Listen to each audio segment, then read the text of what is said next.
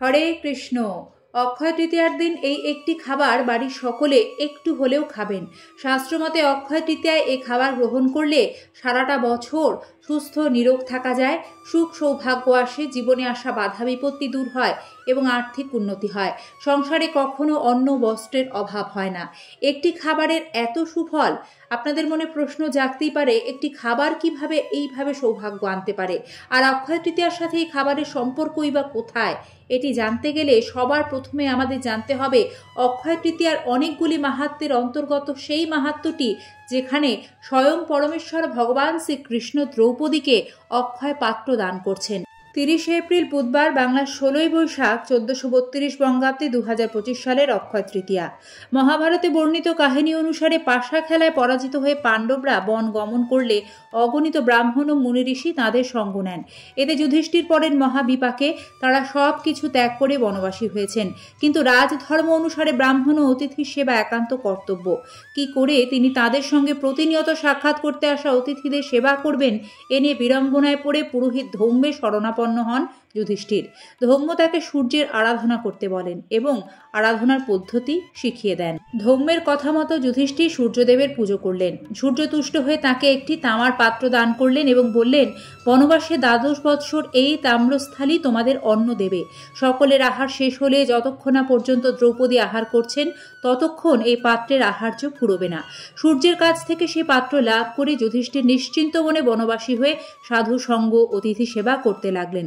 সূর্যের দেওয়া পাত্রের কথা কৌরবদের কানে পৌঁছালো। তারা পাণ্ডবদের জব্দ করতে চাইলেন। এমন অবস্থায় একবার মহাতেজী মহাক্রোধী তপস্বী দুর্বাসা মুনি দুর্যোধনের আতিথ্য স্বীকার করলেন। সঙ্গে তার 10,000 শিষ্য। দুর্বাসা কখনো কৌরবদের বলতেন যে তিনি অত্যন্ত ক্ষুধার্ত, স্নান সেরে আসছেন। কৌরবরা যেন তাদের আহার প্রস্তুত রাখেন, কিন্তু অনেক সময় স্নান করতে গিয়ে প্রচুর দেরি করতেন, ফিরে এসে বলতেন খিদে নেই। কখনো মধ্যরাত্রে উঠে অন্নপাক করতে বলতেন। এই সমস্যা থেকে মুক্তি পেতে দুর্যোধন ঠিক করলেন দুর্বাসাকে সশিষ্য বনবাসী পাণ্ডবদের কাছে পাঠালে তারা যেমন জব্দ হবেন তেমনি দুর্বাসা মুনির রোষে পড়বেন। কিন্তু সূর্য প্রদত্ত তাম্রস্থলীর গুণে অনন্ত অতিথি সেবা পাণ্ডবদের কাছে কোনো সমস্যার বিষয় নয়। তখন শকুনির পরামর্শে তিনি দুর্বাসাকে বললেন, পাঞ্চালীর ভোজন হয়ে যাবার পর অপরাহ্নে তিনি যেন পাণ্ডবদের আতিথ্য গ্রহণ করে আহার্য চান। দুর্বাসা মুনি তাতে রাজি হয়ে বনবাসী পাণ্ডবদের কাছে শিষ্যদের নিয়ে উপস্থিত হন। পাণ্ডব ও দ্রৌপদী সকলেই তখন মধ্যাহ্ন ভোজন করে ফেলেছেন। সূর্য প্রদত্ত তাম্রপাত্র শূন্য। দুর্বাসা মুনি বললেন তিনি স্নান সেরে আসছেন, ফিরে আহার্য যেন পান। পাঞ্চালী পড়লেন মহাবিপদে। উগ্রতেজা মুনিকে তুষ্ট করতে না পারলে পাণ্ডবরা তার রোষে ভস্ম হয়ে যেতে পারেন। উপায় না দেখে তিনি তার প্রিয় সখা ভগবান শ্রীকৃষ্ণকে স্মরণ করলেন। ভগবান কৃষ্ণ তৎক্ষণাৎ সেখানে উপস্থিত হয়ে বললেন তিনি নিজেই দারুণ ক্ষুধার্ত। দ্রৌপদী তখনই যেন তার আহারের ব্যবস্থা করেন। দ্রৌপদী জানালেন সব আহার্য নিঃশেষিত, তাম্রপাত্র শূন্য। ভগবান কৃষ্ণ বললেন পাত্র খুঁটিয়ে দেখতে, কিছু না কিছু তাতে লেগে থাকবেই। দ্রৌপদী পাত্রটি নিয়ে এলে কৃষ্ণ দেখলেন তার কানায় সামান্য সাকান্ন লেগে রয়েছে। তিনি সেটুকুই খেয়ে বললেন বিশ্বাত্তা যোগ্য ভোজি দেব, তৃপ্তি লাভ করুন, তুষ্ট হন। তারপর সহদেবকে বললেন দুর্বাসাদের ভোজনের জন্য ডেকে আনতে। দুর্বাসা মুনির আহ্নিক তখনও শেষ হয়নি, কিন্তু তারা টের পেলেন উদর পরিপূর্ণ, তাদের ক্ষুধা নিবৃত্ত হয়েছে। শিষ্যরা দুর্বাসাকে জানালেন আর আহার করা তাদের পক্ষে সম্ভব নয়। দুর্বাসা প্রমাদ গুনলেন। তিনি ভাবলেন এখন যদি পাণ্ডবদের কাছে গিয়ে তিনি আহার্য অস্বীকার করেন তবে তো মহা অকল্যাণ ঘটতে পারে, কারণ পাণ্ডবরা হরিচরণে আশ্রিত। সূর্য প্রদত্ত তাম্রস্থলীকে অক্ষয় পাত্রে পরিণত করেছিলেন স্বয়ং ভগবান শ্রীকৃষ্ণ এবং দ্রৌপদীর আতিথেয়তায় মুগ্ধ হয়ে দুর্বাসা ঋষি বলেন আজ অক্ষয় তৃতীয়া। আজ যে ছোলার ছাতু, গুড়, ফল, বস্ত্র, জল ও দক্ষিণা দিয়ে ভগবান বিষ্ণুর পুজো করবে সে সম্পদশালী হয়ে উঠবে, এবং যে ছোলার ছাতু, গুড়, ফল, বস্ত্র, জল অপরকে দান করবে এবং নিজেও ছোলার ছাতু, আঁখি গুড় ইত্যাদি গ্রহণ করবে সে সৌভাগ্য লাভ করবে এবং অনন্তকাল তার সৌভাগ্য অক্ষয় হয়ে থাকবে। আর তাই শাস্ত্রের নিয়ম মেনে অক্ষয় তৃতীয়ার দিন বাড়ির প্রত্যেকেই একটু হলেও ছোলার ছাতু ও আঁখি গুড় খাবেন। হরিকৃপায় জীবনে সকল সুখ সৌভাগ্য লাভ করবেন।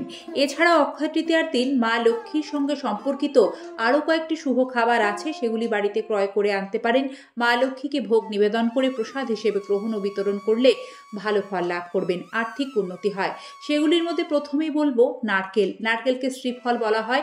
অক্ষয় তৃতীয়ার দিন বৈভব লক্ষ্মীর পুজো করা হয়, তাই চেষ্টা করবেন অক্ষয় তৃতীয়ার দিন গৃহস্থের আর্থিক উন্নতির জন্য জন্য একটি নারকেল মা লক্ষ্মীকে ভোগ নিবেদন করে সেটি প্রসাদ হিসেবে গ্রহণ ও বিতরণ করতে। বন্ধুরা, অক্ষয় তৃতীয়ার দিন মা লক্ষ্মীকে পান, সুপারি ও বাতাসা অল্প হলেও নিবেদন করবেন। অক্ষয় তৃতীয়ায় পান সুপারি দান করাও খুব শুভ। এই অক্ষয় তৃতীয়ার পুণ্যতিথিতে বাড়ির সকল সদস্যরা একটু হলেও ঘি খাবেন। ঘিকে হিন্দু সনাতন ধর্মে অত্যন্ত শুভ বলে মনে করা হয়। বলা হয় অক্ষয় তৃতীয়ার দিন ঘি খেলে নেতিবাচকতা দূর হয়, আর্থিক বাধা বিপত্তি দূর হয় এবং সংসারে শ্রীবৃদ্ধি হয়। এছাড়াও অক্ষয় তৃতীয়ার দিন থেকে যেহেতু ভগবান শ্রীকৃষ্ণের চন্দন যাত্রা শুরু হয়, সে কারণে ভগবান শ্রীকৃষ্ণকে এদিন শ্বেত চন্দন অর্পণ করবেন, ভগবান শ্রীকৃষ্ণকে বোঁদের লাড্ডু নিবেদন করবেন এবং মাখন নিবেদন করবেন তুলসীপত্র সহযোগে। বন্ধুরা, অক্ষয় তৃতীয়ার দিন আখের রস বা আখের শরবত খাওয়াকে সুস্বাস্থ্যের প্রতীক হিসেবে ধরা হয়ে থাকে। তাই চেষ্টা করবেন অক্ষয় তৃতীয়ার দিন বাড়ির প্রত্যেকে একটু হলেও আখের শরবত বা রস খেতে। সম্ভব হলে এদিন আখের রস বা শরবত অপরকেও দান করবেন বা খাওয়াবেন, কারণ অক্ষয় তৃতীয়ার শরবত দান, জল দানের বিশেষ গুরুত্ব রয়েছে। অক্ষয় তৃতীয়ার দিন গৃহস্থে উত্তরোত্তর ধন সম্পদ বৃদ্ধি করার জন্য এবং অর্থাগমের পথকে প্রশস্ত করার জন্য মা লক্ষ্মীর অত্যন্ত প্রিয় সাদা মিছরি সহযোগে একটু পায়েস তৈরি করবেন এবং বাড়ির সকলে সেটি গ্রহণ করবেন। সম্ভব হলে নিত্য পুজোয় অক্ষয় তৃতীয়ার দিন মা লক্ষ্মীকে পায়েস ভোগ নিবেদন করে তা প্রসাদ হিসেবে গ্রহণ ও বিতরণ করলে আরও ভালো ফল লাভ করবেন। অক্ষয় তৃতীয়ার দিন বাড়িতে শুদ্ধ সাত্ত্বিক নিরামিষ আহার খাবেন। অক্ষয় তৃতীয়ার দিন বিভিন্ন রকম ডাল দান করা এবং সেটি নিজেও খাবার বিশেষ গুরুত্ব রয়েছে। বিশেষ করে হলুদ রঙের ডালগুলি অক্ষয় তৃতীয়ার দিন যত বেশি পারবেন গ্রহণ করবেন। অক্ষয় তৃতীয়ার দিন গাঢ় সবুজ শাকসবজি খেলে তা সুস্বাস্থ্যের প্রতীক হিসেবে ধরা হয় এবং এটি আর্থিক উন্নতিরও প্রতীক। বন্ধুরা, অক্ষয় তৃতীয়ার শাস্ত্রে বর্ণিত এই শুভ খাবারটি গ্রহণ করলে সৌভাগ্য আসবে নিশ্চিত রূপে। অক্ষয় তৃতীয়ার আন্তরিক প্রীতি ও শুভেচ্ছা। সম্পূর্ণ পর্বটি দেখার জন্য ধন্যবাদ। আজ এই পর্যন্তই। কৃষ্ণকৃপায় মঙ্গল হোক সকলের এবং অক্ষয় হোক সকলের সুখ, সৌভাগ্য, আর্থিক উন্নতি। হরে কৃষ্ণ, রাধে রাধে। দেখা হবে আগামী পর্বে।